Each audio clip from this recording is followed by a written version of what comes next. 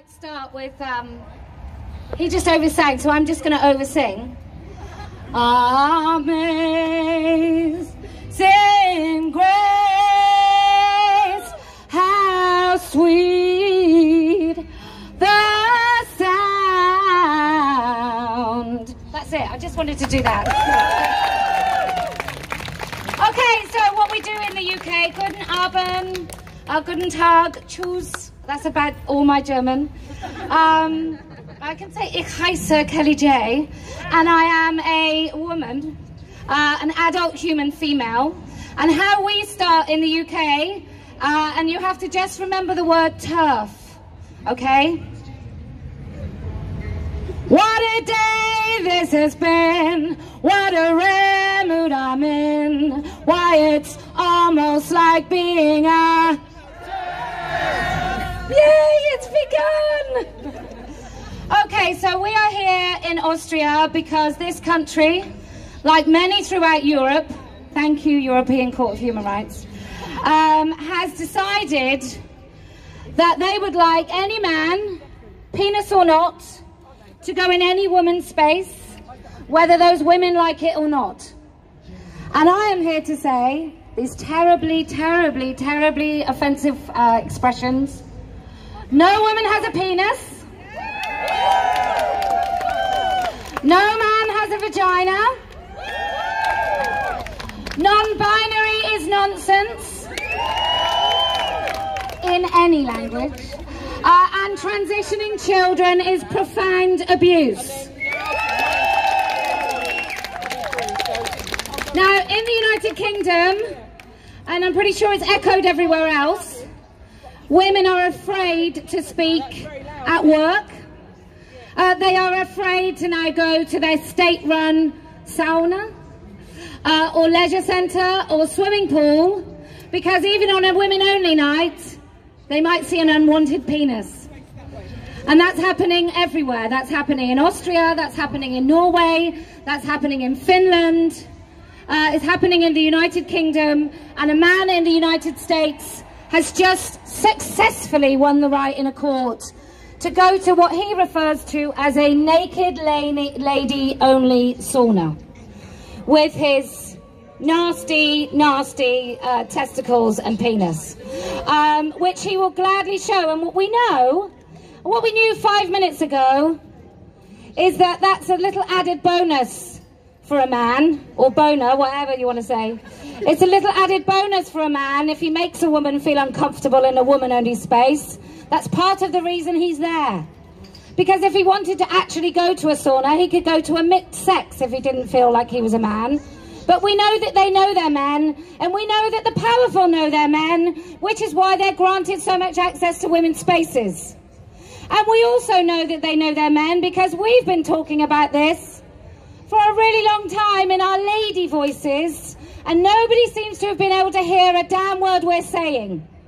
But men who call themselves women just click their big old manly hands and they are granted all their wishes. So we know that this is a misogynist movement. We know that in the police force of the United Kingdom and in New Zealand and maybe in Austria, that female police officers don't even get their own spaces to change because they are expected to share spaces if a man calls himself a woman. So we're really in a pretty Orwellian, rather overused, but just very, very simple. We are in a position where we have to say, how many fingers? We have to say 5. Every single time. So there's some trans activists exercising their right to protest, and we hope that they have a peaceful time and they stay the hell away from us. That would be great.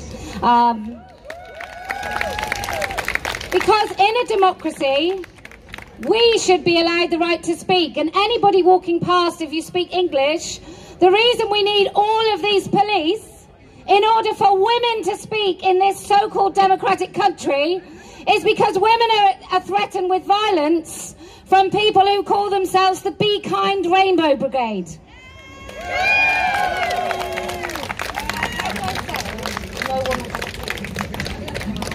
Yeah. Keine Frau hat einen Penis. And I just want to say thank you to the stewards here. Thank you to the women that have come over from England to support this today. Thank you to all the women from Germany and Austria. And thank you to Donna for organising. And well done. Welcome to your genuine liberation. Walking past, let me just tell you, I'm from the UK. I've been interviewed 3 times by the police for saying that women don't have penises and it's wrong to castrate children. Currently there is a man being accused and arrested for the same crime as if I misgender someone, but what he did is he threatened to kill me. And apparently that's just the same as misgendering. And misgendering is when you basically say he for a man and she for a woman. So I've been interviewed by the police on 3 occasions, and I've been arrested once. And I even had the police at my house because I was being untoward, so unkind, toward paedophiles. I thought you could be unkind to paedophiles. I thought if there's one person you can be unkind towards, it would be a child rapist, but apparently not.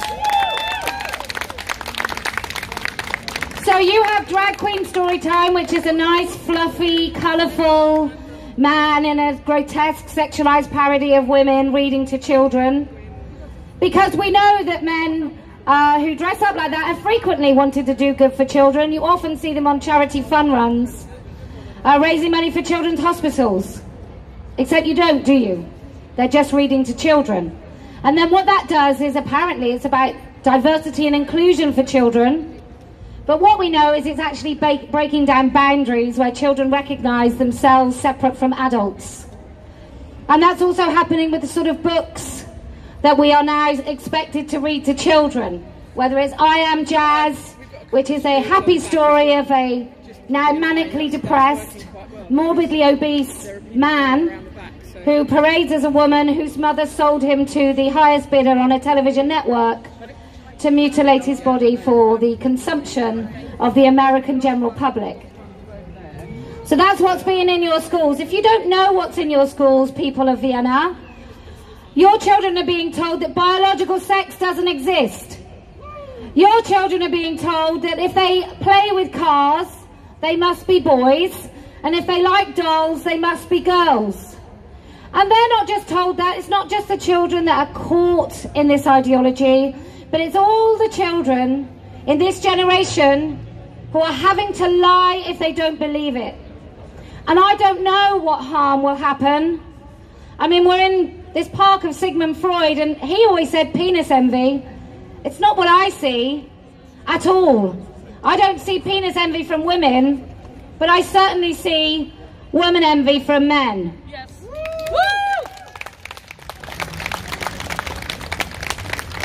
And no matter what you do, boys, you're not us. You don't experience what a woman experiences because you're not a woman. And you can't be a woman. And this group of women and men here are here to say, no, you're not coming in. Right. Who's next? As well as you people here. Because what the trans activists are doing today is having a party. What we're doing is discussing issues. And the reason we can discuss issues is because we're right. So, what issue could they discuss? Could they have a discussion about why a 12-year-old girl using a female-only space would have to share that with a man exposing his penis? Is there a good argument for that? No. Is there a good argument to say that children know their bodies well enough to agree to their own sterilisation through puberty blockers at 11 and 12 years old? Could they have that argument? No. Could they have the argument that a woman seeking refuge in a domestic violence shelter or in a violence shelter after being raped, could they argue that she deserves to have her traumatised reframed so she's not transphobic? No. Because that is the argument. That's what we argue against. We say that women deserve to dignity, privacy, and comfort in female-only spaces. That's all we're saying. If Herman wants to have his penis removed and call himself a German woman's name, Victoria, I don't know.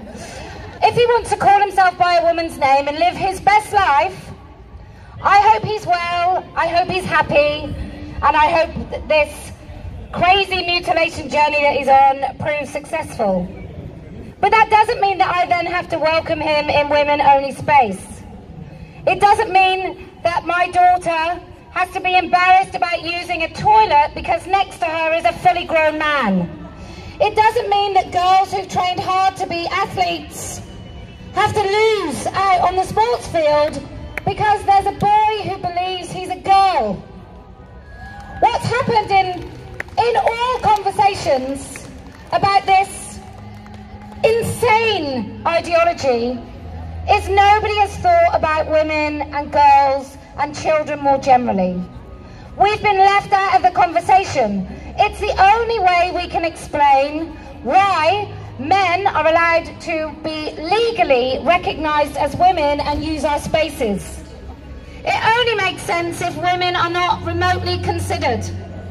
It only makes sense that children's safeguarding is not remotely considered when we have children at school having to call a man a woman and pretend that they can change sex.